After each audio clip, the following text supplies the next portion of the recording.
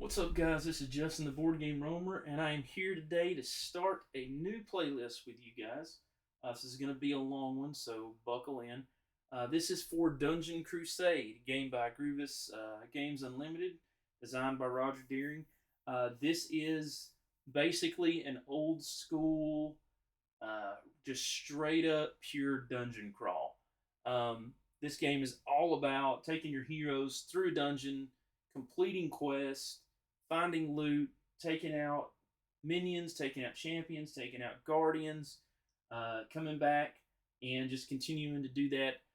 The game is basically played over three quest tables, essentially three main quests and then a couple of side quests, a side quest and a Kill the Guardians quest that are part of that. Essentially, you complete main quest, a side quest, a Kill the Guardians quest, and that completes one quest table. Then you'll go to town. You'll be rewarded with things, and you'll be able to level up and get more powerful and buy weapons, buy loot, get some blessings, go to the blacksmith, go do some games of chance at the House of Chance, just all kinds of different stuff. Kind of, I guess, what makes this game unique is just the purity of the dungeon crawl aspect. A lot of games do a lot of things, but this is just a pure dungeon crawl. And it's got some unique mechanics for the way the warfare happens. It does have a bit of a timer with the encounter deck, but it's really just a straight up old school dungeon crawl at its heart. So super excited about that. So what we're going to do as part of this initial video is we're going to go over the components, but specifically just kind of do a tour of the components. I don't have quite all of them laid out here, but I've got a lot of them laid out here, right? Just to kind of give you an idea of all the kind of stuff that you're going to be getting into. But I do want to say this before I do that. The reason that I started this series is I love this game.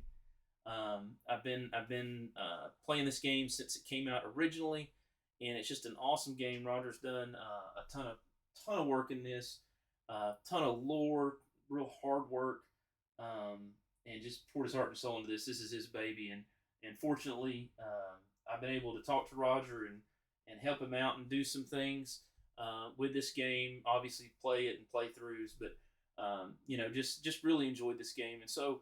What I wanted to do is, if you're like me, like rule books are great, but sometimes they can be hard for me to digest. And so what I wanted to do was I wanted to make a series, a playlist, where I take all of this, right, that's in this rule book, and I convert it over to a video and kind of break it up into something that makes sense, so that as you're playing the game, you go, oh, how does combat work? How does this work? How does that work? What is this token? What is that token? Those questions can be answered hopefully by one of the videos in this playlist to make it a little bit easier to digest, make it a little bit easier to understand, and hopefully as the game gets refined, it's gone through a couple printings now, there's been some mechanics that have been added, some stuff that's been tweaked.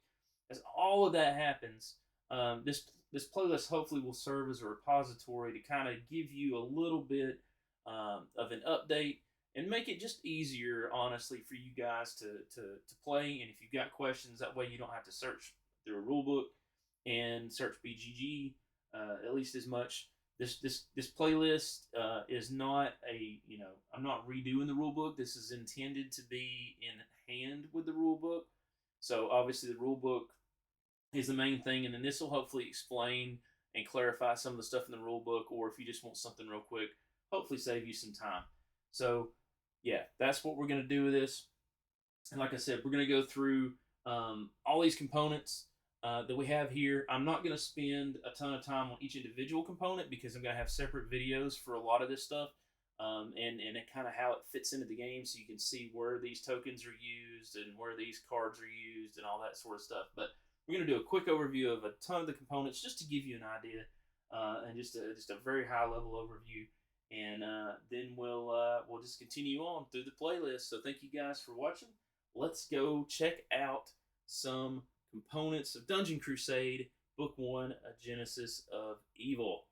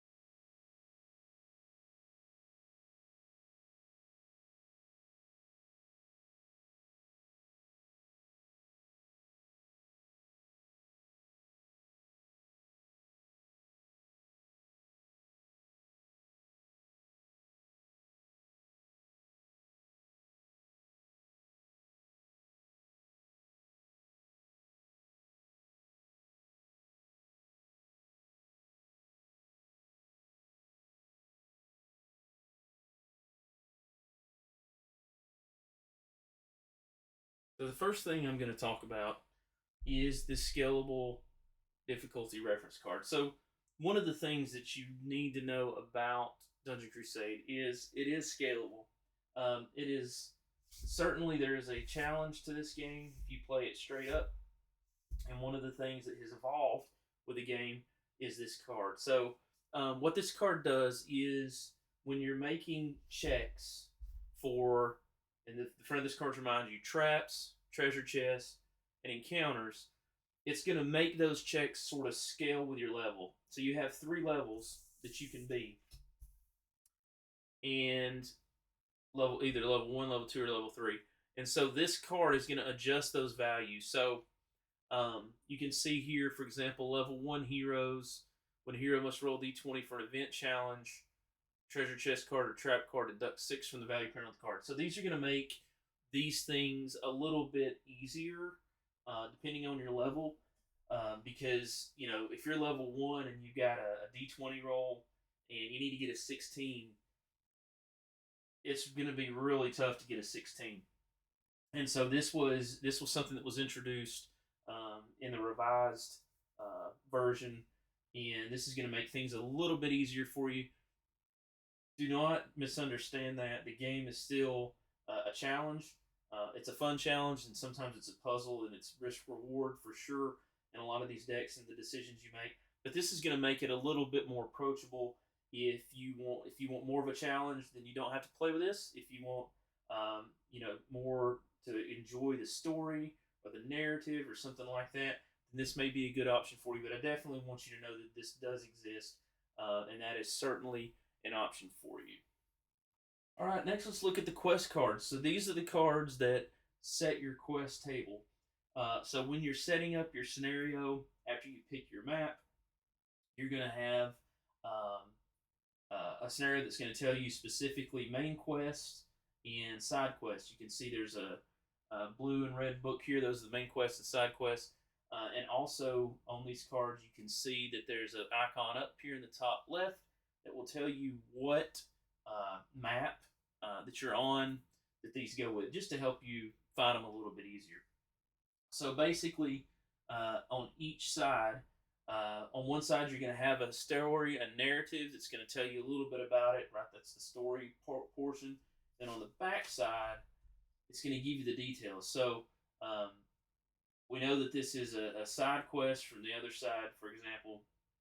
It's going to tell you, it's going to show you how much money, gold that you receive when you complete the quest, how much life force, which is essentially the equivalent of XP.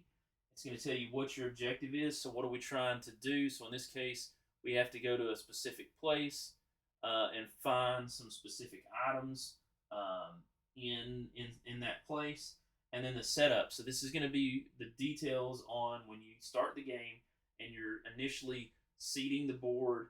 It's going to tell you where to put out all the tokens that you need and the right places that you need to put them in so that you can find these things. And it's going to have you shuffle in monsters. It's going to have you shuffle in quest items. It's going to have you shuffle in some stuff that's an empty chambers, for example, and all this sort of stuff to kind of randomize these locations. So, for example, in this location, we've got 6 level 2 monster tokens over here, 6 level 2 monster tokens, 2 level 3 monster tokens, and an empty chamber token.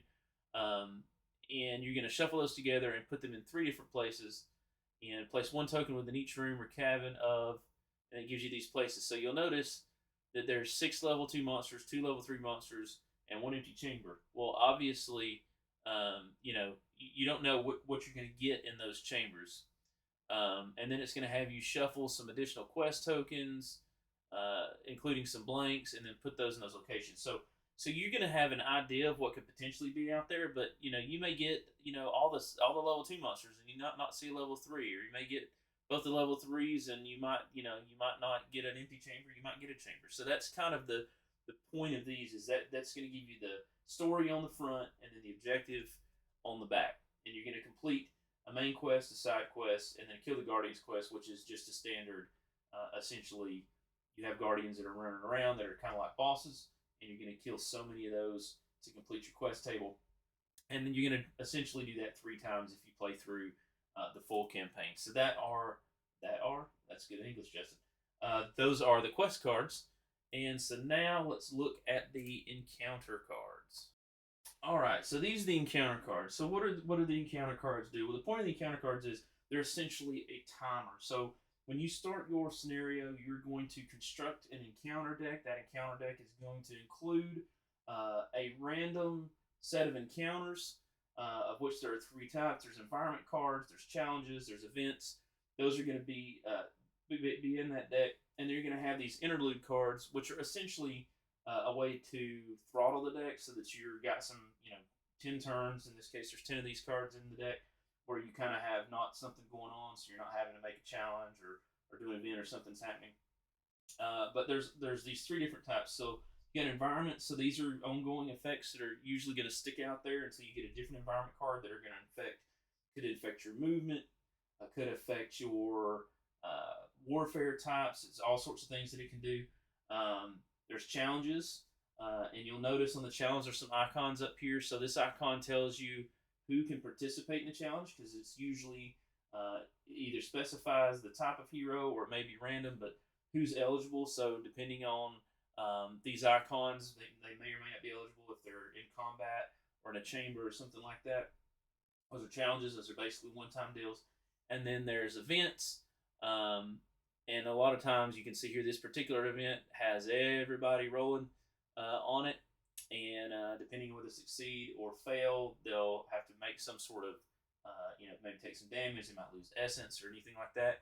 And just to kind of tie this back in, so for example, you can see here, there's an evade check that happens. Must test evade 15 to avoid being enveloped. Well, if I'm a level 1, if we remember the Scalable reference difficulty card, when a hero must roll a d20 for an event, which is what this is, deduct 6. So in this case, instead of a 15 at level 1, if I was using the Scalable reference difficulty card here, that would actually become a 9 for this evade check. You'll also notice that the encounter card backs are all the same, so it doesn't matter what it is. You're not going to know, again, so that's shuffled with the deck. All right, these are our characters. So our characters have stats for skill checks, strength, wisdom, evasion, hiding, movement, lockpicking, all sorts of stuff like that. And again, we'll talk more in specifics about characters in a separate video. They're going to have their name. They're going to tell you, it's going to show a level up here in the corner, so they could go up to level 3. You're going to have a track for health, which is this top bar. You're going to have a track on the bottom for essence, which is sort of like magic points when you do skills. These abilities that we have over here, that's what you're going to use to cast those. They're going to have, obviously, a name and a class, which is thematic. You have, like I said, your attributes, your warfare. So when we're doing combat or even certain skill checks, we'll reference this warfare. So these warfare values are kind of your base abilities. Generally, they have a couple good ones, a couple bad ones, and then a couple in between. So in this case, this barbarian, he's really good with chaos, and he's pretty good right at this other physical sort of related one. But he's not very good at magic. It's -3 on the magic there, and not very good at spiritual, right, with a -2. So as they level, those get a little bit better, but that's kind of thematically how they're all set up. They have a CR here, which is a character rating. Essentially, this works as a tiebreaker for certain enemies. If they have an option and they have 2 different heroes, this is what tells you which hero they're going to go for if they going to attack them. Albus is sort of a special. We'll have a video just for Albus, but he's a special, not really a hero, but essentially he's a party. He's literally a party animal, and he can run around and he can carry items. He can carry money. He can do a lot of things for you. Even when you completed quests, go back to town, take money, go pick stuff up at the blacksmith. Super, super cool. And Roger's got a really cool backstory on him and kind of and he talks about it in some of his videos how it came out with him. So that's really awesome. Every character, and now this obviously is not the same character, but every character has ability cards, special ability cards that are unique thematically to them. So in this case, we have a rogue here, and this is one of her abilities. That there are 3 abilities for each character. When you do character creation, you're going to pick 2 of those that are available. Each of the abilities has a level 1, 2, and 3, and it has a training cost, which is here in the green. So this, for example, it's really hard to see there, isn't it? Let's take this one right here. So this is Vanish. This is the level 3 version. Let me show you the level 1 version. So the level 1, ooh, there we go. Level 1 version right here. It's going to tell you what the ability does down here, how much it costs to train, how much it costs to use. In this case, it costs 3 life force to train and 3 essence to use. What level it is, where it can be used. Some can be used in the dungeons and chambers, and the X will tell you, for example, this can't be used in a chamber, but it can be used in a dungeon. And this arrow here will tell you whether it is something that you can just keep paying for, or if it's channeled. So essentially, once you use it, until the upkeep happens on the character's next turn, you're going to turn it upside down, like that, or you can flip it over, however you want to do it. But basically, it's going to say this is unavailable for the rest of the round until you get to that point. And of course, we have our Standees. Every hero has a Standee, and there's a few different colored bases. I personally use the clear bases for the heroes, and then of course Albus has his own Standee here, and that is a very, very high level quick overview of the characters, their abilities, and these are you're going to be playing with 6 of these during your plays, unless you're playing solo, then between 1 and 3, depending on how your party's built out. So that is the character cards and character abilities. All right, so now let's talk about loot cards. So there are a a big fat stack of loot. These are going to be the cards that represent your hero's armor, their weapons, charms, rings, necklaces, all that sort of stuff. So you got those, and so I've got some examples here of different types, so we can see those. Oopsie, just to give you an idea. So let's just talk about these at a very, very high level. So you're going to have a name. So it'll say pendant, band, right? It'll give the different names. You're going to have an icon here in the corner. That icon represents the rarity. So there's different loot levels. And you'll have different cards and challenges that may say get a specific color, right? From the loot deck, or when you're seeding your blacksmith, you're going to be so many of each of the different rarity levels in the blacksmith shop for you to potentially purchase. You're going to have a number here, in this case tier 2, so that means that a level 2 have to be at least level 2 hero to wield this. There'll be an icon representing whether it's a ring, an amulet, a weapon, etc. And all of your heroes can only carry a certain amount of weapons and armor and rings and whatnot. You will have a dollar amount here, so that would be the cost, and that will come in play when you're talking about the blacksmith shop, or potentially if you want to sell items too, you can sell items, but the cost is if you were buying it from the blacksmith.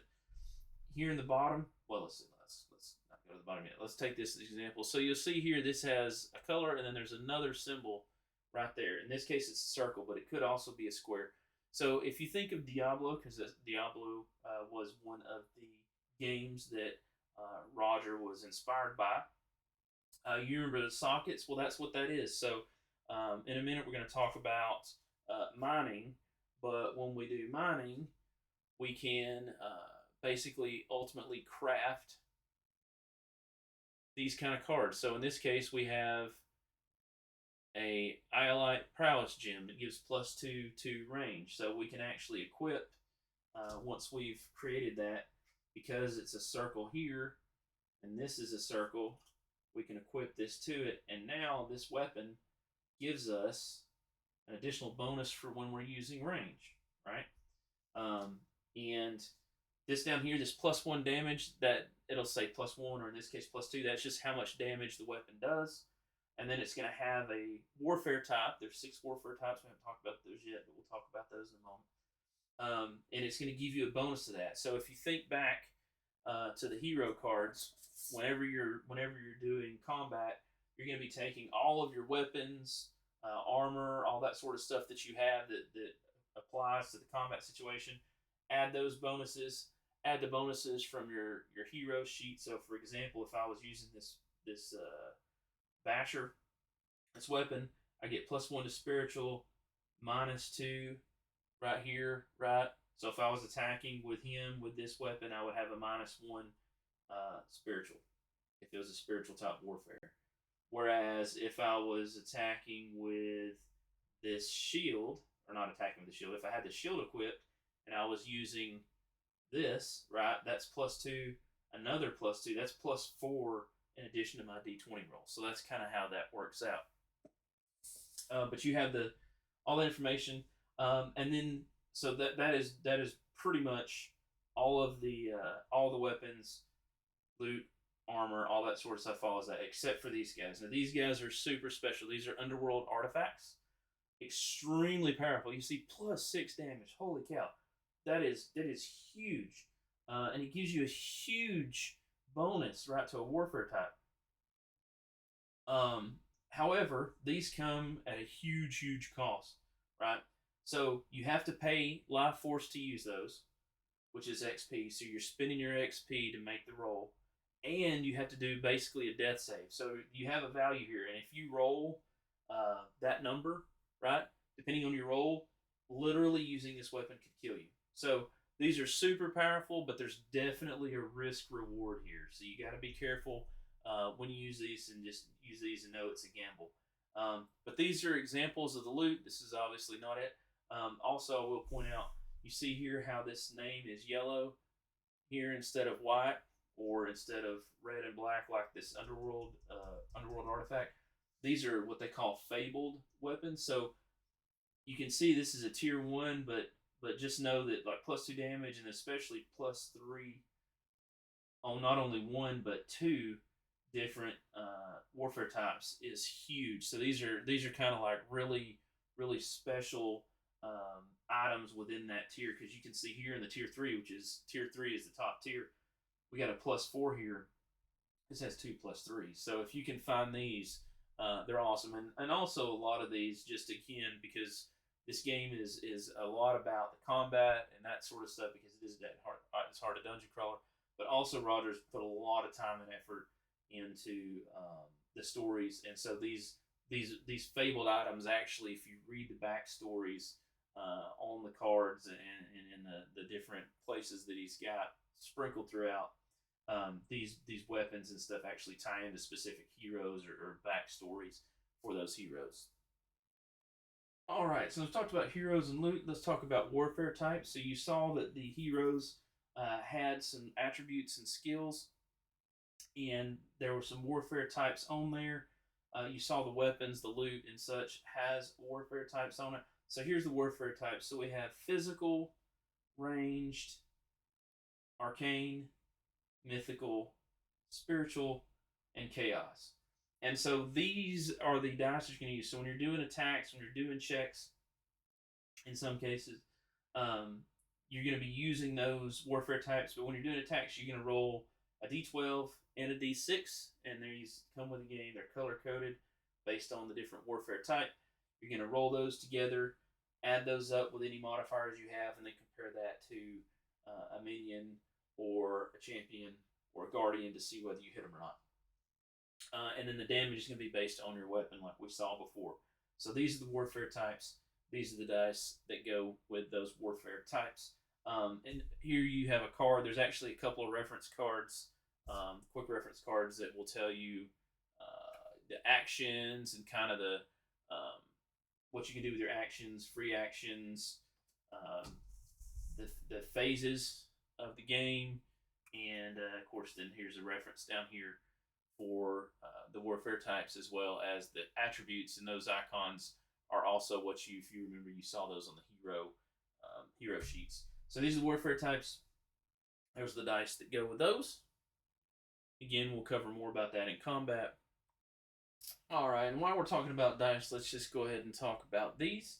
So the game does come with a set of your normal polyhedral dice, uh, all the way from a D4 to a D20. It will also include a D3, custom D3. So instead of having to roll a D6 and figure it out, there is actually a D3 there. And then depending on which version of the game you have, whether you had one of the original printings or one of the new printings, you're gonna have a patrol route die, and basically these, whether it's a skull or a foot, what these are used for is this is how when you are moving around, or I should say when minions are moving around in the dungeon, it's going to tell you where they go because there is part of the phase where there's going to be random movement. And so if we look at one of these boards, for example, you can see, right, there's a spawn point, and then you got a green foot, you've got a purple foot. So depending on um, where the arrow goes, if I have, let's say that, just say for example, I've got an enemy here. Let's move these out of the way. Very self-explanatory for that. I got an enemy here, and he's headed this direction. He gets to this spawn point, then I roll this die. If I rolled the green foot or the green skull, he would turn around, right, and he would follow this path. If instead I rolled the pink foot, or I guess that really is a purple foot. On this die, it turned out more pink than purple, but on the skeleton dice, those colors are a little bit more true. So purple, then boom, I follow the purple path, and there you go. So then I may have to make another decision point. And you can see here, it doesn't have a foot necessarily. So, like right here, this 5, you see you've got a foot for the purple, but you don't here. They've got an orange and a blue path, and right there's an orange, and then there's a blue. So here, if I rolled an orange or a purple, I would take this path, as opposed to here, a green or a blue would go here. So that's kind of like your 50-50, right? You basically have four directions, 4 colors that you can go through. So that is how these dice work. So that takes care of all the dice. So now let's just stay right here for a second, and let's talk a little bit about the tiles. So when you set up your scenario, you're going to have a specific map that you're going to set up. There are 4 total maps, depending on which expansions and dungeon packs and stuff you get. You'll have the different maps. The maps are composed of a series of these boards that will be put together, and you will see some numbers here. So, for example, you see this 16 here. That's just a reference for this room. If you need to reference that, they'll have a name. You're going to have icons for movement. So we've already looked at that. You're going to have icons for spawn points. So when certain enemies come in, you're going to roll. That's going to be a random element. You're going to have skull piles. This is going to be decision points for as they move around the board. Again, it's random, so you may have somebody come in from over here, boom, boom, boom, and you happen to roll, and you rolled a green on the patrol route die that we just looked at, and they're just going to go right back. You've got icons for things like treasure chests, traps, mining sites, and then you've got, of course, the names of the areas, and these names are important because the names of these areas are going to tell you when you're doing your setup. These are the chambers, and so that's going to say, for example, if it says put certain set of items inside of the Forbidden Cave, place a token in the Forbidden Cave, then I know it's going to go here in this chamber. You'll also see these bloody arrows. That has to do with the minions, so there's going to be some points where they're going to convert, and they're basically going to, instead of roaming the dungeon, they're going to be trying to attack the village, and of course, before they can do that, they've got to get out of the dungeon, and this is going to help make the decision about where they go. But you're going to have 6 of these, depending on the map, or I guess I should say, depending on the map, some number of these, because you could have different maps, and with expansions that may change the sizes. But you're going to have these put together, and these are going to build the grid that you're going to move in. The board is also just so you know this. It's built into each one of these is built into a quadrant. That's what we would call this part. And then of course we have our individual spaces. Anything that's not named, like this is what we're going to call a chamber. Everything else is just part of the dungeon, and the way that things work inside the chambers and then inside out here in the dungeon is different. So that is a dungeon tile. All right, so now let's talk a little bit about the mining and the crafting aspect with gems. So as you go through the dungeon, you're going to run into some different locations that you can potentially mine.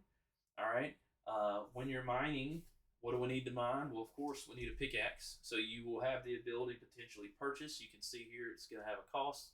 They're all the same, 200. A pickaxe in town to mine with.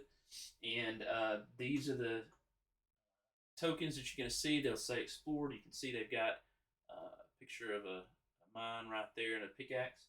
And on the back of these, they're going to have a letter A, B, C, or D called a mining site. And when you set up the board, you're going to have different stacks for the different mining sites, and you're going to you take an action to mine, and you roll a die, and depending on your roll, over time, this pickaxe, you can see the durability goes down, and eventually, this is not good, right? It's dull, so it's not gonna be good for mining. You can't use it. You have to go back to town and get it resharpened. Basically, you have to buy another one of these pickaxes. But the deck, like I said, when you set up, you're gonna set up 4 separate decks. Now, what's important about those decks is you're gonna find different things in those decks. You may find pebbles and dirt. That basically means you didn't find anything. You may find different types of gems. For example, here's a sunstone that you might find.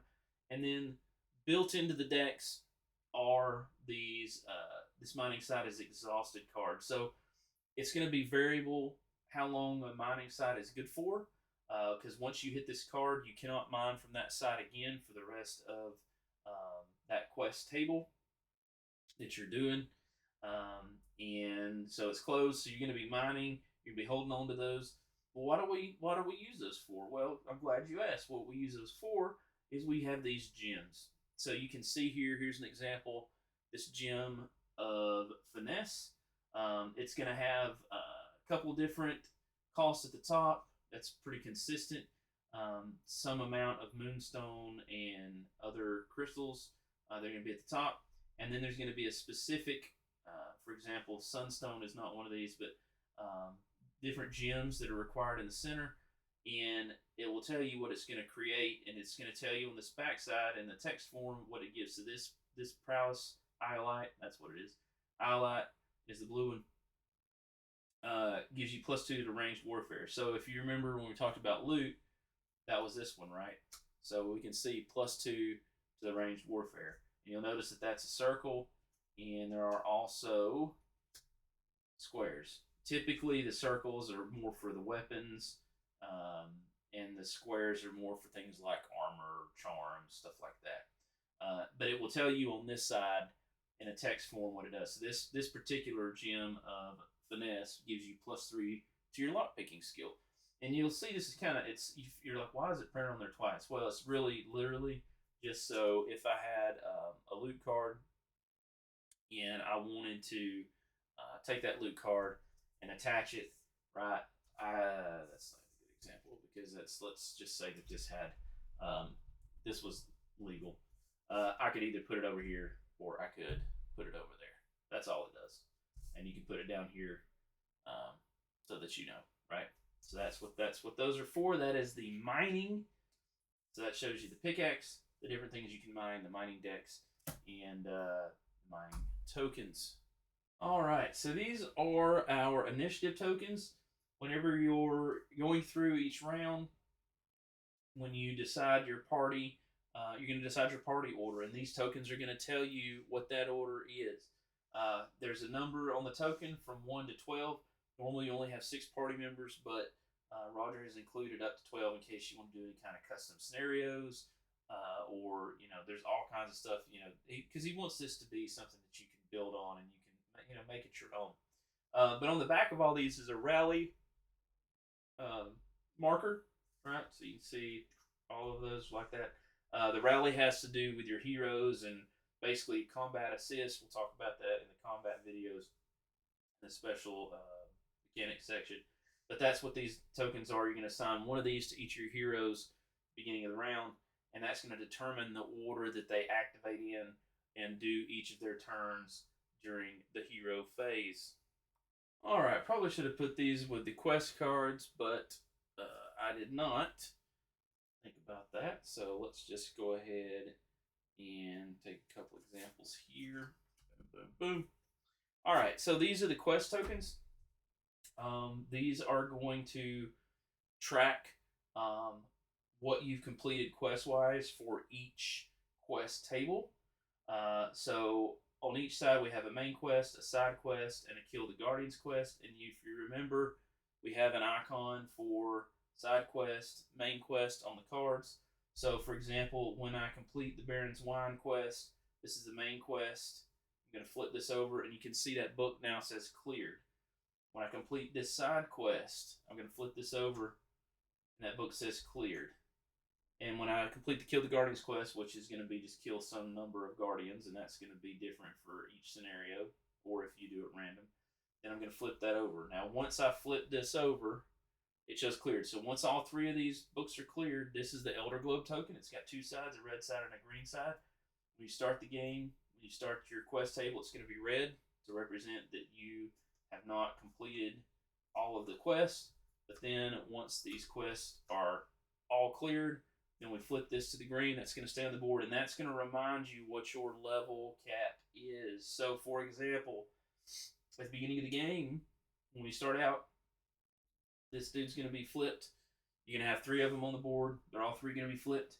And your level max is going to be whatever these are showing that are green plus one. So you start out with a max of level 1. Once we complete our first quest table, we'll flip the first one of these. So that means going into the second quest table, now our max level is going to be 2. And then again, there'll be another one of these for when we complete the second quest table. That's going to put us up to a max level of 3 for our level. So that's what these tokens are for. Just trackers to track these quest completions and the Kill the Guardian quest, which is just a set number of Guardians that you're going to take out. We'll talk more about those when we talk about the specific phases. Alright, so now let's talk about the monsters. So in Dungeon Crusade, you have 3 tiers of monster. You have the green, the blue, and the red, and that is the order that they progress in as far as difficulty.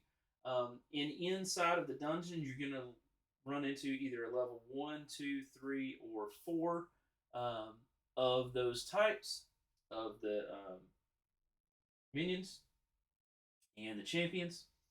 And then, of course, you have your guardians. And so these are the stands for those. These are the tokens that will be in the chambers. And you can see all of the chambers tokens for their levels have a back that you don't know what they are. So that's going to have that's the randomness to it. You're not going to know what's in those chambers unless you flip it or you choose to play where you do know. That is certainly an option. But that's what those tokens are for, so that you know what deck to pull from. There's a deck, right, for guardians, champions, and minions, and you can see there's different levels, right? Level 1, level 2, level 3, etc., etc. You'll have these broken out and randomized, and all these cards are very similar, almost exactly the same. Well, actually, they are exactly the same, pretty much. So you're going to see on the back of the card, you're going to have the name is going to be at the top. You see a skull here, so there's a single skull there. One of the optional add-ons, the buys that you can do is you can buy additional decks for these guys that increase the difficulty to 2 skulls and ultimately to 3 skulls. So here's an example of a 2 skull, right? So there's a 2 skull version of this Sister of Faith. It's the green version. And there's a 1, 2, and a 3 skull total, right, if you had all of them. So you can customize the difficulty a bit using those additional decks. And that's decks for champions, minions, guardians, all of that. But you're going to see the name of the enemy. You're going to see the stats over here. So all the enemies have a three warfare types. The number after it is the amount of damage that they're going to do to you if you fail the attack. You'll see this C3, C2, C1. This is the divider, right? This is going to tell you if I have to make a decision. I've got two different characters to go for. Who am I going to go for? Now you'll notice that the Guardian and the Minion have those, but the champions do not. That's because the Guardians and the Minions appear, they're roaming out in the dungeon, right? Moving around. These champions are, when you go into a specific chamber, these are the guys that you're going to fight. They have a life force value, which is the XP essentially that you get for defeating them. They have a health value, which is what you've got to get to 0 in order to defeat them. They'll have some text here at the bottom. So the level 1s have some text, kind of like a backstory. The level 2s, 3s, and 4s will have actual text that tells you, what's going to happen. So, for example, when this guy, Razor Fang, attacks, on attack, right, you're going to do something there. This Blackwood Prowler, Blood Moon, before any warfare roll is made, the Blackwood Prowler rolls a d20. On a result of 16-20, the amulet activates all warfare values gain +3 for this combat round. So they're going to kind of change the way that the battle goes, and these abilities change depending on the level of the monster. Here you'll see a level, so we could know this literally says level 1. This is a level 2. This is a level 3. You're going to have a little bit of a different thing on a couple of these. So for the Guardian and the Minion, we have movement. So in the case of the Guardians, they actually move by quadrant instead of by individual spaces, like the heroes and the Minions do. So this says how many of those they move. Then we have a treasure roll, so this X2, and then it's got a 16+, so we roll twice, and we see if we get a 16+. If we do, we get a treasure card. And the same thing for gold. We roll twice, and if we get an 8+, we get 300 gold. And then this icon represents the type of monster they are. So there's different types of monsters, and there are certain environment cards or certain other cards in the game that will change how you interact with those. Maybe they give you an advantage over those. Maybe they give you a disadvantage over those. You can see there's 3 different icons here. On the champion, most of that's the same. You can see that there's not a movement. There's not the level is written a little bit different, but there's no movement here. So this says like this moves a d6 +5. So you roll a d6, add 5 to it. That's how many spaces it would move. Since these are in a chamber, there are no movement. But if you get into a situation where you go, uh-oh, I am in over my head. I need to get out of here, out of this chamber. I need to end the fight because I am losing, and I need to get out of here before I die. That's the evade check. That's another skill check that you can do. And that's the value that you've got to roll in order to get out. So that is all of those cards. That's, again, Guardians, Minions, Champions, their Standees, the color. So you can see here, for example, this is a green Blackwood Prowler, so it would have a stand like this. And I should also point out that the game comes with these little round stands for the enemies. You can use those. You can use those for the enemies. You can use these for doors. You can use these stands for several different things. Even some yellow ones come with it, right? The arrows are additional buys that you can make, and I've seen those even on Etsy. Because facing is important when these monsters are moving around in the dungeon, patrolling. You got to make sure that you know what direction they were headed, so you know when you move them, they're moving in the right direction. Also, I'll note, just go ahead and note this token. So depending on what happens, and let's get rid of this champion. So we have tracking tokens and we have rating tokens. So as these guardians, these minions move around in the dungeon, if you get too close to them and they see you, then their behavior is going to change. Guardians are going to track you, so there would be a tracking token, and there's two, so there's 2 3s, right? There's these numbers to make sure they know who you're tracking. So these guys will actually track and hunt you down as you move throughout the dungeon, so you can run from them, but they'll eventually find you. And for the minions, if you get too close or they pass by you as they're moving and patrolling, they will attempt to get out into the city, into the village, which is where the bloody arrows, if you remember the bloody arrows from the tiles before, going to tell us what direction they're moving. But we're going to put one of these tokens on them, and that's going to tell us, hey, they're not going to move on the normal patrol routes. They're going to do everything they can, take the shortest route to get out of the dungeon to try to attack the village. And like I said, this token is going to go here, and then we put that same token on, for example, Heliac here, right? There would be another 3 on him, right? So I know Razorfang would be, in this case, tracking him, and he's going to search for him in the dungeon and try to take him out. So there is definitely a level of tactical thinking and decisions that you have to make inside of Dungeon Crusade. Alright, so the next token we're going to look at are the trap tokens. Trap tokens have 2 sides. They have a trap side that tells you where the trap is at, and then we have a sprung side that says, hey, this trap has been sprung, and there is a trap deck that when that happens, you're going to draw from it and see what trap went off, and that card is going to give you specific instructions on how to process that. So, for example, let's see. Let's look at this one. Get a little bit closer for you. There we go. So, in this case, we have some spikes that come out. There's a test. Depending on whether you fail it or you're successful, you will get some damage, and you may have an affliction.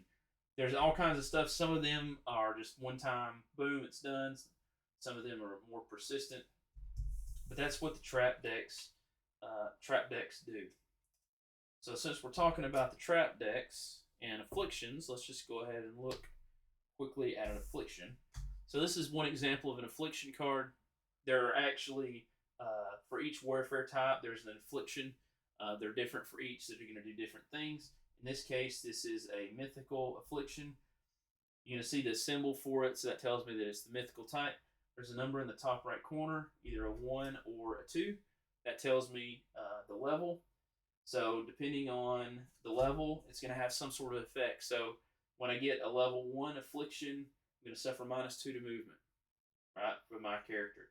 Now, these do not stack. So if I suffered another affliction, I'm not going to get another level 1, but it may go to level 2. And this says unable to roll the purple D6 in combat rolls. So level 2, these are bad, because then you go from having a D12 and a D6 roll to having just a D12 roll, which can be really, really, really detrimental to your combat that you're doing for sure. So that's what afflictions do. Again, there's 1 for each warfare type. However, there are ways to get rid of those afflictions. So once you get hit with them, you're not stuck with them permanently, which is great. But there are ways to get rid of those. And the way we get rid of those, potentially, some of the ways, are these different potions. So these potions are things that you can buy from the blacksmith. You can potentially find them throughout the dungeon. But there's different kinds. There's healing, elixir, elderberry juice, Ocher juice. They all do different things. If you want to know what they do, it is actually written on the back. So healing potion lets you regen 6 healing points, health points. The elixir lets you cure all afflictions. And that's, remember, that is all. So if you have multiple afflictions, it will get rid of all of your afflictions. Then we have the elderberry juice. When consumed this year, regains 4 health and 4 essence, so it's kind of like a little bit of each. Remember, your health is your life pool. Your essence is how you cast your special abilities. And then we have Ocher juice, regains 6 essence. So we have basically a heal, a good heal for your health, a good heal for your essence, something that gives you a little bit of both, and what lets you get rid of afflictions. And these are things that you can purchase from the blacksmith. You can find in the dungeon. And these are things that even Albus, your fetch hound, can purchase and hold and bring to you in the dungeon. Alright, so now we're going to talk a little bit about secret rooms. So as you're seeding the dungeon, you will potentially have these secret room tokens that are going to be out there. This secret room, there's a couple different tokens. So you're going to have a secret room token that says secret room on both sides. This is what's going to be out in the dungeon, in the chambers where you're going to see that. And this is what you seed with, right? Then you're going to have some draw bags or cups or whatever you want to use. And it's going to have several tokens that are going to look like this. It's going to have 2 numbers in the bottom and the right-hand side and the bottom. And these numbers represent the attempts that it's going to take. So you have 3 attempts to roll a 12 or more to basically discover the secret room. Now, if you fail at discovering the secret room, then you can flip this over and say locked, and that's going to stay in that chamber, so you know you can't go in there.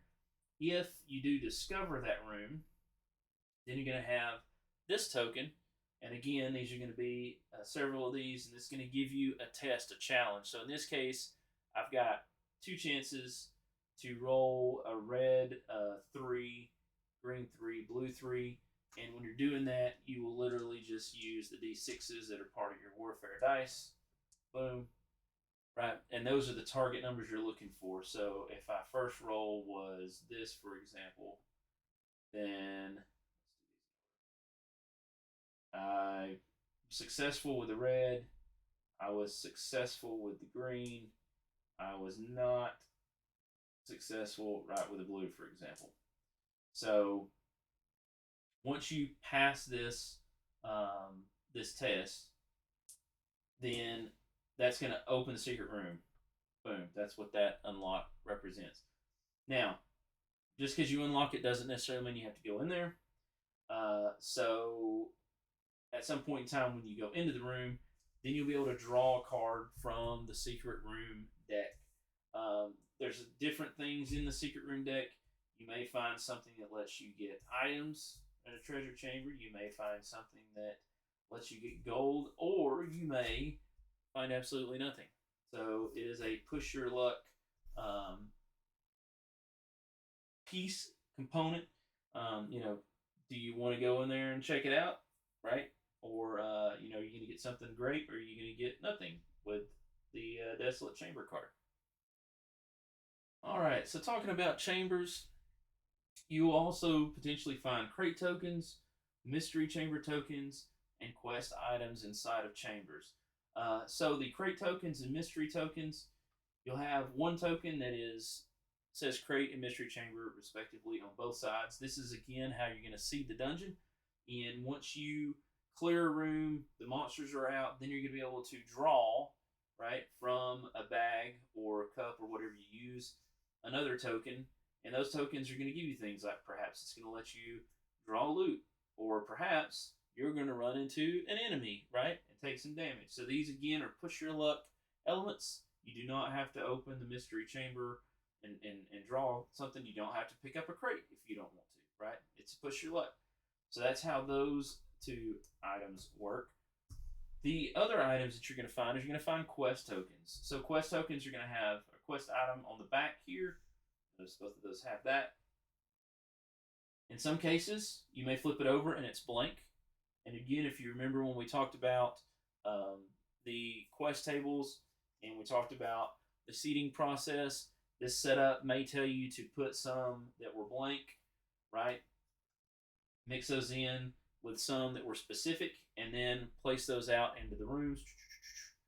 And so you don't know which room has which quest item. So there may be, for example, there may be 3 rooms, and 2 of them have an actual quest item, and the 3rd room is going to have this blank. Well, until you actually go in, clear out the chamber, and check it out, you're not going to know what's in it, right? So that's why you're going to have to go in there and you're going to have to explore those rooms. So those are some of the items that you will be able to find inside of chambers. All right, so let's take a look at a few more tokens. So we have some status token here, web, so that's a condition that can happen. It's the same on both sides, as you can see. We have a torch token, so this torch token is going to give you the ability to move some extra, but the torch potentially goes out, right? So if the torch is lit and your character has a torch, you get that bonus, but you do roll to be anywhere around, and potentially if the torch goes out, then, well, sorry, your torch isn't doing you any good. Harvest bread, this is something that you can potentially get during celebration. Celebration day, that's going to give you, when consumed, this you begin regains 2 health and 2 essence. These are things that you can carry around with you inside of the dungeon. We have money in the form of 100, 500, and 1,000 gold. We have a couple of tokens here. These are basically, and it's kind of hard to see the difference. So you can see how this kind of got the swirl there, and this one doesn't. Right. So you can use either one of these for health. One is really for the Avalan Adventure board game. The other one's for tracking. You could track damage, or you could just use it really for anything you wanted. I tend to use it for if I've got actions, maybe putting that out there and using that to count down my actions so I don't forget how many I've done with a particular hero. We have some damage tokens. So when you're talking about a guardian, damage persists, right? So if I do this round, I maybe do 2 damage to the guardian, or I maybe do 3 damage to the guardian. That damage stays on there, and there's some 3s and some 1s, so you can use that to track your damage. You have these tokens that are your life force tokens in the form of 1, 3s, and 5s. Again, these tokens, remember, represent your life force, which is used to level up, used to learn new abilities, and in the case of Underworld artifacts, actually start those, use those, empower those, I guess I should say. And then we have these tokens that are combat tokens, so there's 3 phases, and these are tokens that you can use with the Dungeon UI board. We'll look at those boards here in a minute, but you can use these to track whether you're attacking or defending in those phases on that board. And so that's just some generic quick run through of some of those tokens. Again, this isn't high level. This is just to kind of get you familiar. All right, so these are the treasure chest tokens. This token is the same on both sides. This token is going to be used, put out on the board. There's going to be some of these spread out all over the board, and you're going to have a deck of treasure chest cards. So once you get to one of these and you open it, you're going to draw from a deck. The deck is some good things, some bad things. And there's different things that you can find. Maybe you don't find anything. Maybe you find a trap. Maybe you find some money, right? You don't ever know. But that's what these tokens are for. Again, these are going to be put out there. These also, important to note that in the newest set of rules, there is an advanced seeding process. So once you go through the first quest table and your second and third, the subsequent runs, these will be put back out there. So if you played the original game, once you found these, they were gone. They did not, I guess, respawn, so to speak. But that's been changed in subsequent rules. And now these will actually, with the advanced seeding, you can actually put these back out there, so you can continue to explore. And it feels like, think of it as a new level. So you go through level 1, you cleared out level 1, you go to level 2, there's more treasure in level 2, level 3, right, as you delve deeper and deeper into the dungeon. So that is treasure chest and treasure cards. All right, so these are blessing cards. These are things that you can find in the village that you can pay gold during your in-between dungeon runs there. And you can get these blessings. These blessings are going to all be face down, so you don't know what you're going to get. Some of these blessings you may get nothing, right? So you pay and you get a blessing and you find out because you when you do these you don't know what they are when you purchase them. You get them face down, and then once you begin your delve into the dungeon, then you flip them over and find out what you got. So maybe you don't get anything, or maybe you actually get a angel that's going to give you some sort of bonus. In this case, this angel gives you +1 to your base movement. So those are blessings, and again, those can be found and purchased in the village. All right, so one of the other things that we can have is a tavern task. So when you set up your scenario, in addition to the quest, your main quest, your side quest, the Kill the Guardians quest, each scenario is going to have a tavern task that you can complete. Now, this isn't one tavern task per quest table, so this is just a single tavern task that at some point in time over the course of your play, you can potentially complete. And essentially, it is a very a special task. It's going to give you a backstory. It's going to give you the task and tell you what you have to do. In this case, we have to bring back 5 treasure chest tokens on any celebration day. So that would require that we explore the dungeon and find those 5 tokens. And if we do that, we get a 500 gold reward. And most importantly, I think, is look at that 8 life force. That's a whole lot of experience for completing that. But again, this is only one of these completed for the entirety of the scenario, not per quest table. So you want to make sure that you pay attention to that and complete those when you can, but you only have one of those for the whole scenario. All right, so once you completed your quest table, you completed your main quest, you completed your side quest, you completed your Kill the Guardians quest, and you get back to town, that's when you're going to have a chance to go to town and go to the village, purchase items, play games of chance, level up, purchase abilities, all that sort of stuff. And you're also going to have a celebration day gift. So whenever you complete that quest table, you're going to be able to draw one of these cards. And these cards are going to have some different things in it. Some of them, they're all good. All right, there's nothing bad. This is one of the few decks where there's actually nothing bad. Nothing that's going to hurt you. And there's some stuff that's okay, and then there's some stuff that's really, really good. This is where you can potentially actually get this harvest bread, right? It's through this deck. But that's what this deck is for, and you're going to draw one of these for each celebration day. So you're essentially, most likely, only ever going to see 3 out of all of these decks of this deck of cards. All right, so let me show you a few more tokens here. We're actually about done. Man, there's so many tokens in there. It's crazy. Good though. Good stuff. So one of the other things as far as the dungeon tiles that you can use is the game comes with these doors. And of course we have these stands for them. So if we have a chamber and you can see here, there's a black outline, right, for the chamber. Same thing here. That represents the door, so we can place it like that. And there's different doors to keep it thematic, right? They've got 3 different types of doors included, so you can put those out. So we'll put that one out here, put that one right there, for example.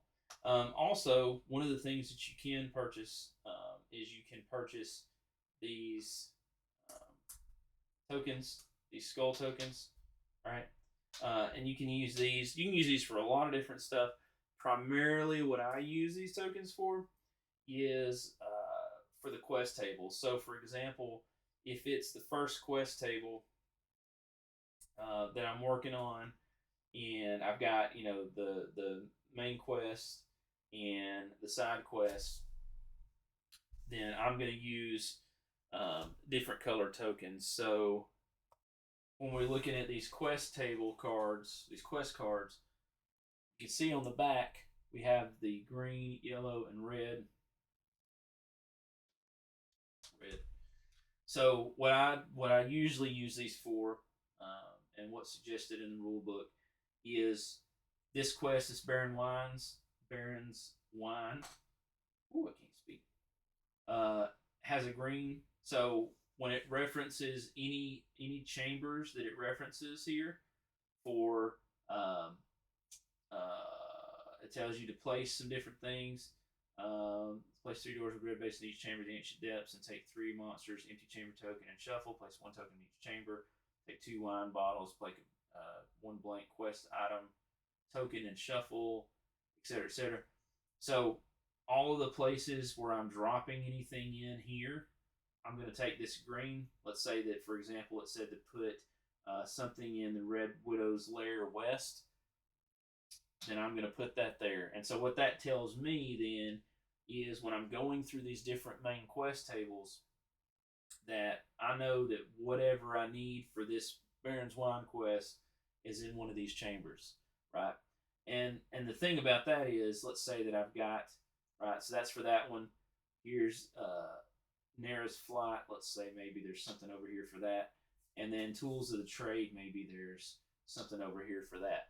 Well, in Dungeon Crusade, we're not going to limit you. We're going to let you have full control of where you go, regardless of your level. So I'm a level 1. This is probably pretty safe.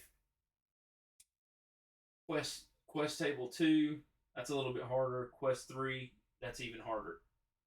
Now, obviously, if I'm level 1 and I try to go into level 3, that's going to be really, really tough. Nothing says you can't do that, right? You can certainly attempt that. But this is just going to give you an idea of where that stuff is, so that when you look at the board as a whole, and again, remember there's going to be a bunch of these tiles out there, you can kind of see where everything's at and plan your movement and know where you want to go. The game also comes with some other colored skull tokens, and you can use those. There's a couple suggestions for that to mark, other chambers maybe that you haven't explored, or you could use these for just tokens to track things. There's all kinds of things you can use these for. Okay, so that is those skull tokens. All right, so you're going to get a couple different books with Dungeon Crusade. You're going to have the rule book. Cover may look a little bit different than this, but you're going to have a rule book, and then you have a scenario book. Obviously, the rule book has all the rules in it, all the stuff that you're going to need to know to play the game.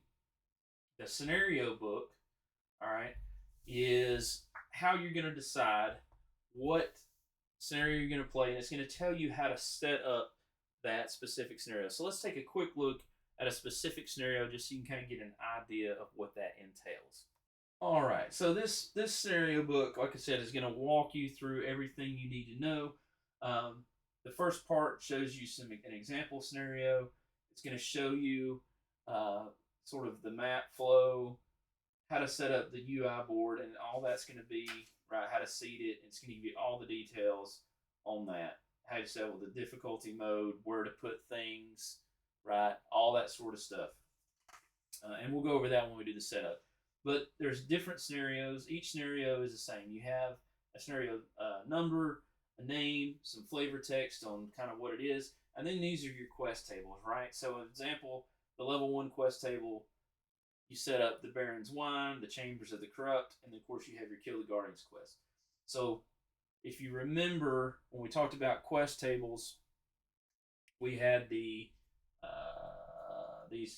tokens, right? So when we were working on quest table 1, right, we complete the Baron's Wine quest.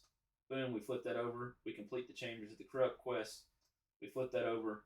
We kill all the Guardians we have to kill. Boom, that's done. And then this token is going to flip from red to green. So that tells me, hey, I'm done with this quest table. Once I get out of the dungeon, I'll do my celebration day, do all my stuff for that, do my game of chance, and then I'm going to come back, and then I'm going to set the dungeon back up utilizing this quest table. And again, I'm going to put all these back out there, and there'll be another one of these Elder Globes for this, right? And then once I do the same thing, I'll flip this over, flip all these over, cleared. That completes the second quest table, right? So that's going to tell you, so your whole scenario includes 3 quest tables, level 1, level 2, level 3. It's going to tell you which dungeon. So again, there's 4 dungeons, so it's going to tell you which one there is. It's going to tell you what the seeding process is. So in addition to the specifics for these quest tables, there's going to be some random seeding that happens in all the other dungeons, so you're not going to know what you get, right? There's going to be some dungeons that you have no clue. You know some of them that are specific based on the quest, but you're not going to know what this is. So you can do that exploration.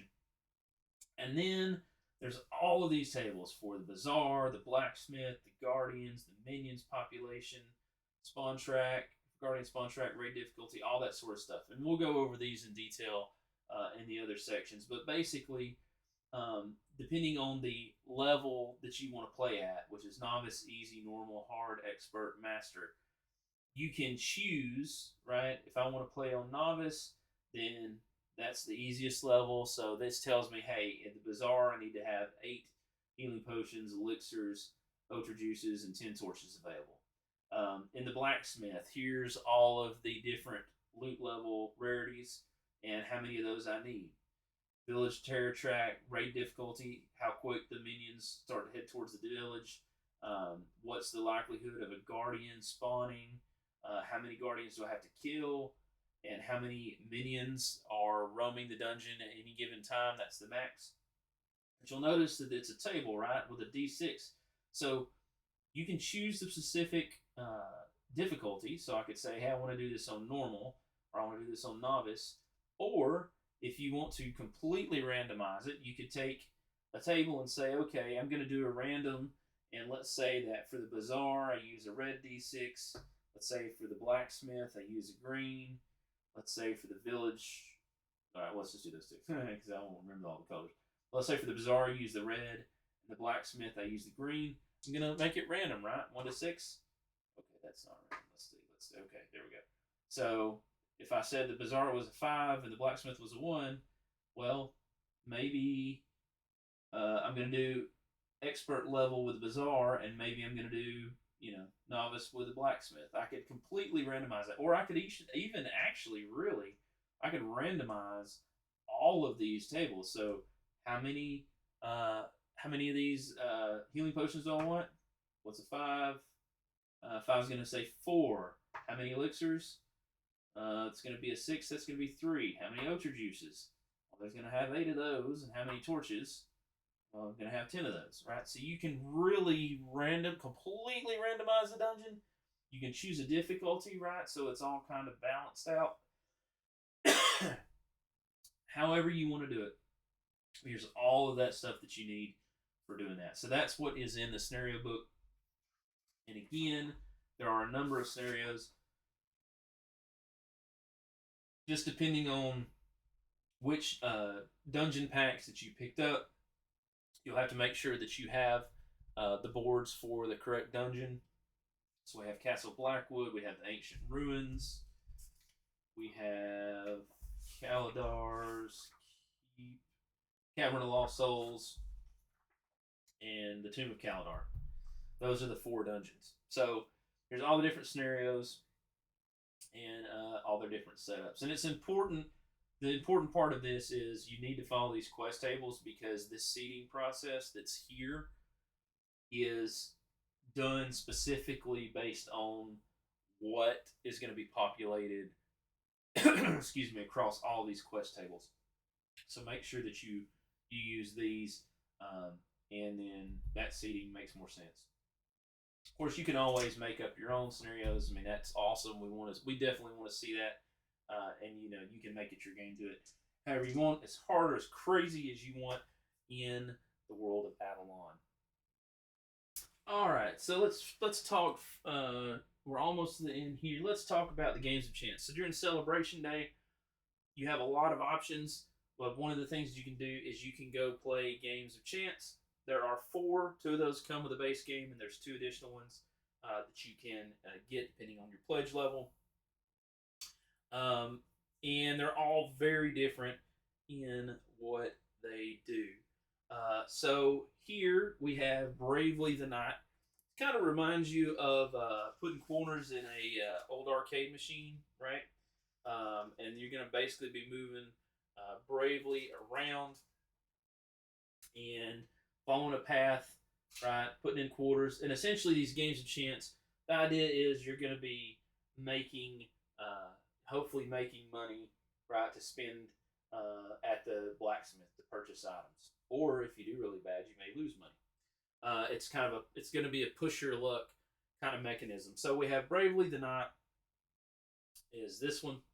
The other one we have is kind of a grid based heroes versus monsters. That's the wrong thing. All right, so this. So Bravely the Knight is one of the House of Chance games, and there'll be a separate video for each of these and details on how to play. There is Skulljack, which is basically kind of like 21, but you're betting, and again you're pushing your luck with this. On the back side of this board is Heroes versus Monsters. So this is a grid-based game where you're going to have different monsters are going to be moving across, and heroes that are essentially trying to stop those, and your heroes have special abilities, that sort of thing. And then the last one is Tower Attack, where you're going to be pushing your luck, trying to move and essentially kind of fight your way up through the tower, right? To get to the top of the tower. The further up you go, the more money you win, but the harder it is to do that, right? So those are the House of Chance games, which is super, super cool. Fun little mini game. These are totally optional, right? You can play those, you cannot play those, but they're a ton of fun. You can, again, randomize these. So you can see there's a number in the corner here, 1 to 4, depending on what you roll. You could use that to determine which House of Chance game, or you could just choose whatever you want to do will work for that. All right, so in addition to your main tiles for the dungeon, you're going to have 2 little sideboards. And these boards are going to serve really as a way to track some of the mechanics of the game and to keep some of the decks out there. But this particular board is the village board, and this is sort of where you're going to go in between quests, and this is where you're going to be able to do some of the main things that you need to do to kind of gear up your character. So let's just kind of talk about everything here on the board. So you have the terror level. So depending on the terror level, you're going to set your terror level at the beginning of the game. And that terror level, there's going to be some mechanics that will move this terror level up. If it ever gets all the way to the top, then you lose, right? Not like permanently lose. You've actually lost. You don't get to get resurrected or anything like that. The game's over, so you do not want this terror track to get way up there. The resurrection altar, so if your hero dies, it's not permanent death, right? Because permanent death is no fun. They can resurrect at this altar in between. It's celebration day. There's other ways to resurrect them in the dungeon. The blacksmith, this is where you're going to go and you're going to be able to sell some of the gems and stuff that you find if you don't need them. Buy the pickaxes, resharpen a pickaxe that you have, so it's a little bit cheaper once you buy one. Craft power gems, so whenever you have the right combination of those items, you can craft power gems there. And all the prices, right, are listed here on the board itself. We have the Tavern. In between, if you want to completely restore your health and essence up to the max for whatever your level is, boom, 100 gold, you can do that there. That's per character, not per hero, not 100 gold for everybody. That's per hero.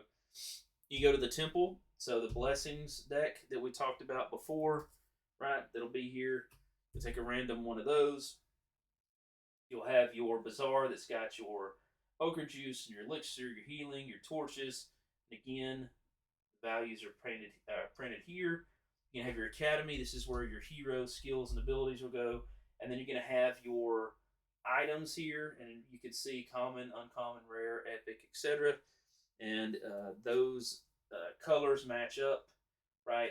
So it has a green, so there'll be green ones here, the white one there, orange one here, etc., etc. So these will be where you can purchase those items while you're in the dungeon. You can send Albus here, or during Celebration Day, you can spend your gold and purchase those items there. So that is the Village UI board. Also, the House of Chance here.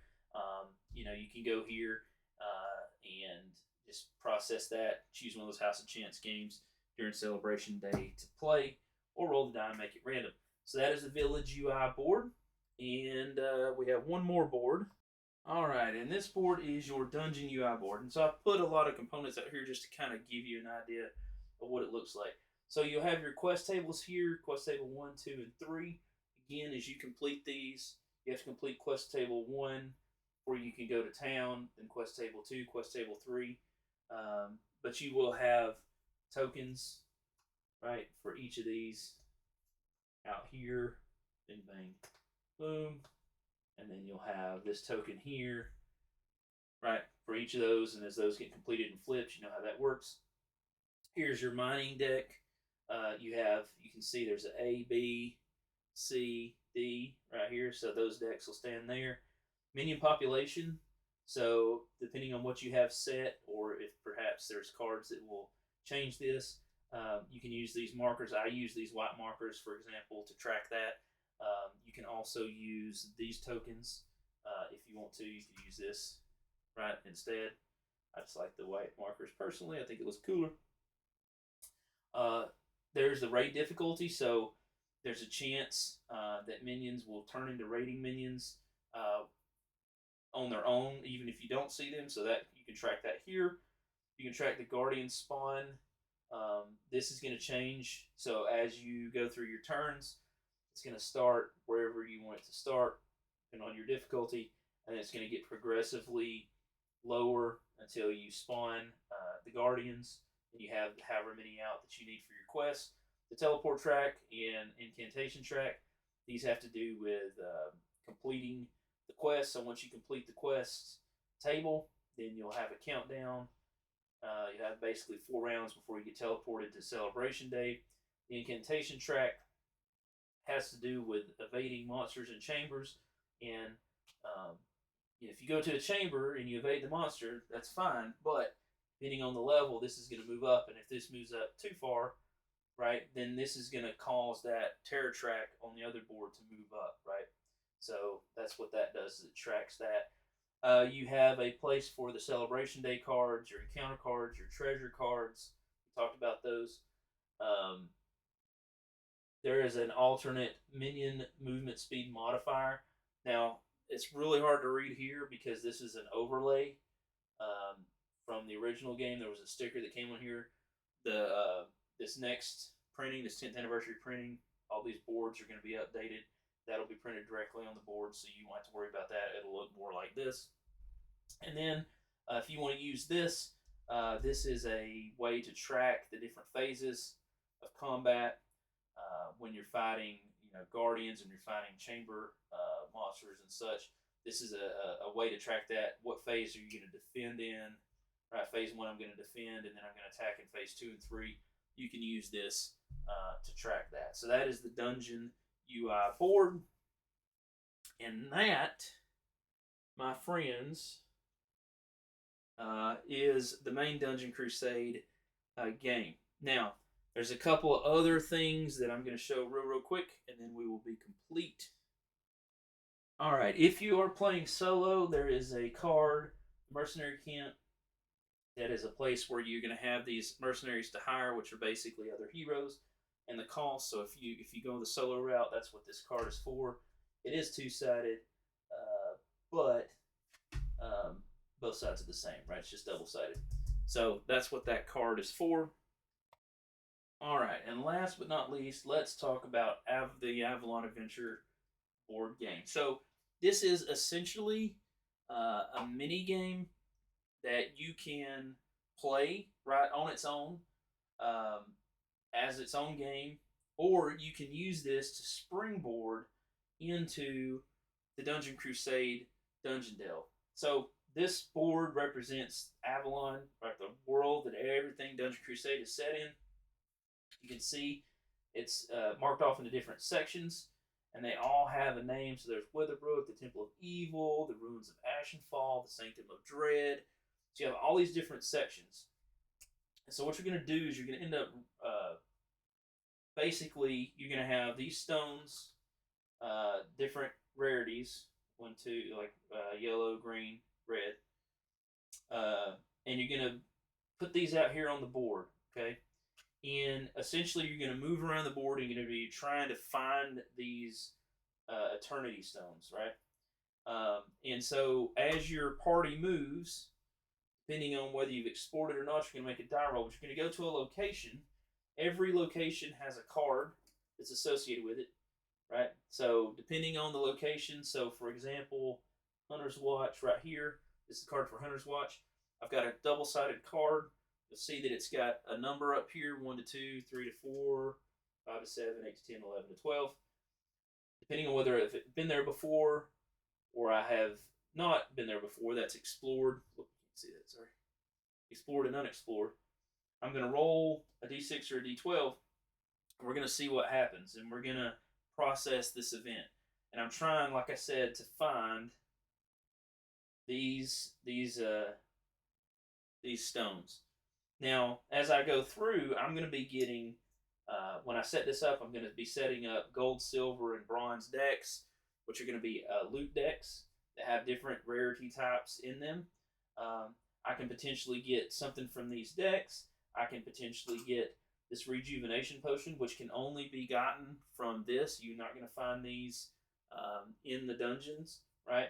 And this rejuvenation potion lets you gain 3 health and 3 essence when consumed. So I can find loot here, I can find money here.